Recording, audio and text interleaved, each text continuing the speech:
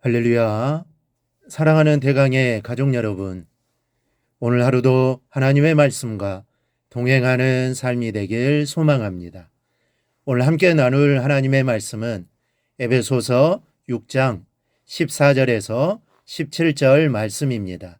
그런즉 서서 진리로 너희 허리띠를 띠고 의의 호심경을 붙이고 평안의 복음이 준비한 것으로 신을 신고 모든 것 위에 믿음의 방패를 가지고 이로써 능히 악한 자의 모든 불화살을 소멸하고 구원의 투구와 성령의 검 곧 하나님의 말씀을 가지라. 아멘. 우리나라는 남북이 대치하고 있기 때문에 그 어떤 나라보다도 무기의 중요성이 강조됩니다. 그래서 우리나라는 각종 무기를 개발해 왔습니다. 그런 와중에 눈에 띄는 것이 전투기 개발입니다. 전투기 개발은 하고 싶다고 할 수 있는 것이 아닙니다. 이 첨단 과학과 경제적인 능력이 있어야 가능합니다. 그런데 그동안 개발해왔던 KF-21이라는 미래형 전투기가 시험 비행 중에 있습니다. 그런데 이 비행기에 장착된 기술 중에 하나가 AESA 레이더입니다. 이 레이더 기술을 자체적으로 개발한 것이죠. 이 레이더는 미국이 F-35를 우리나라에 팔면서도 끝까지 기술 이전을 거부했던 첨단 기술입니다.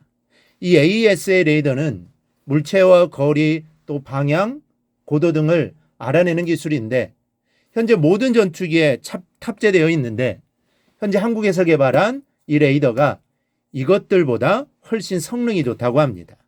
무기는 전쟁의 승패를 좌우합니다. 아무리 용맹스러운 군대라 해도 화력의 열세를 극복하는 데에는 한계가 있습니다. 이 걸프전에서 우리는 막강 화력의 힘이 어떠한지를 확실히 지켜본 바가 있습니다. 연합군들이 융단 폭격을 해대니 이라크는 숨도 제대로 쉬지 못했습니다. 영적인 싸움에도 무기가 중요합니다. 그래서 사도 바울은 하나님의 전신갑주를 입어야 한다라는 것을 2번씩이나 강조하고 있습니다. 오늘 본문은 그 전신갑주가 어떠한 것들인지를 구체적으로 열거하고 있습니다. 먼저는 방어용 무기입니다. 먼저 진리의 허리띠가 필요합니다. 이 당시의 의복은 이 발목까지 내려오는 긴 옷이었는데 전투를 하기 위해서는 이 옷을 잡아 매야 했습니다. 허리띠가 풀어진 채 엉거주춤한 상태로는 싸울 수가 없는 노릇입니다. 그런데 영적인 전쟁에서 성도의 허리띠는 진리입니다. 진리만이 세상으로 늘어지는 우리의 타성을 잡아낼 수 있습니다. 그래야 영적인 전투에 참여할 준비가 되는 것입니다. 또한 의의 흉배가 필요합니다. 흉배는 목에서 허벅다리까지 가리는 갑옷인데 가장 중요한 심장과 폐를 보호해주는데 영적인 싸움에서 가장 중요한 부분을 가려주는 것이 의로움입니다. 죄 씻음을 받지 못한 심장은 사단이 쏘는 불화살에 관역이 됩니다. 그러니 철저히 회개하여 의의 흉배를 입으시기를 바랍니다. 복음의 신을 신어야 합니다. 군인의 발이 맨발이라면 험한 전장에서 신속하게 움직일 수가 없습니다. 그 복음의 이름은 평안입니다. 하나님과 화평하고 형제들과 평화할 때 우리는 평안해지고 우리 영혼의 발은 튼튼한 군화를 신게 되는 것입니다. 용서할 것을 용서하는 것이 평안의 복음입니다. 그래서 주기도문에서도 용서는 아주 중요하게 강조되고 있습니다.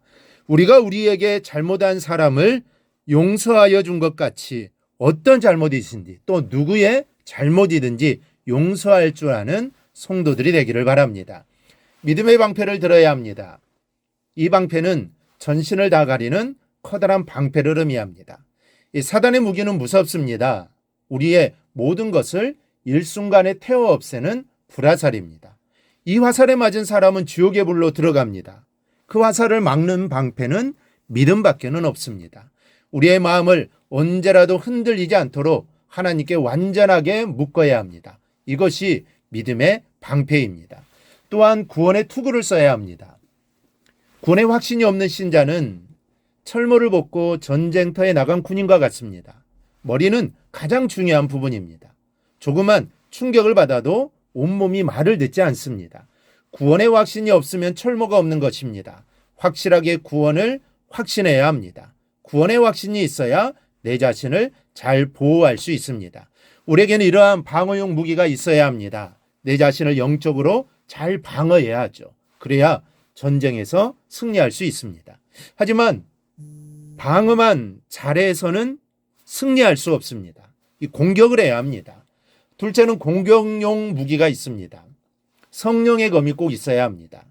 이 공격이 최선의 수비라는 말이 있습니다. 사실 공격 무기가 월등하다면 방어용 무기가 좀 미흡해도 이겨낼 수가 있습니다. 그런 의미에서 이 성령의 검은 영적인 싸움에서 가장 중요한 것인데 성령의 검이 무엇입니까? 바로 하나님의 말씀입니다. 이 사단이 가장 무서워하는 것이 하나님의 말씀입니다. 예수님께서도 이 사단의 시험을 받으실 때 3차례 전부를 말씀으로 이기셨습니다. 우리의 가진 것으로는 절대로 사단을 이길 수 없습니다. 오직 말씀뿐입니다. 믿음으로 말씀을 던져놓으면 그 말씀은 반드시 그대로 됩니다. 하나님의 말씀을 우리의 가슴에 품고 기도하면 반드시 그대로 됩니다. 말씀은 사단에게 언제나 치명적인 상처를 입힌다는 사실을 기억하시기 바랍니다. 6.25 전쟁이 터지자 이 메가더 장군은 급히 한국에 와서 한강 인도교 부근을 살피고 있었습니다. 이미 한강 다리는 폭파되었고 강 건너편에는 인민군들이 몰려오고 있었습니다. 메가더는 강 건너편의 전황을 살피다가 끊어진 다리에서 집총 자세를 하고 있는 한 병사를 발견하고는 왜 끊어진 다리에 서 있느냐라고 물었습니다. 병사는 그것이 자기의 임무라고 대답했습니다.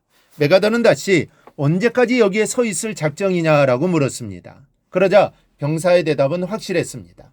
새로운 명령이 하달될 때까지입니다.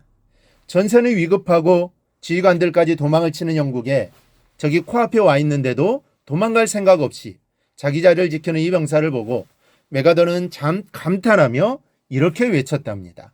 이런 군인이 있는 한 이 나라는 망하지 않을 것이다.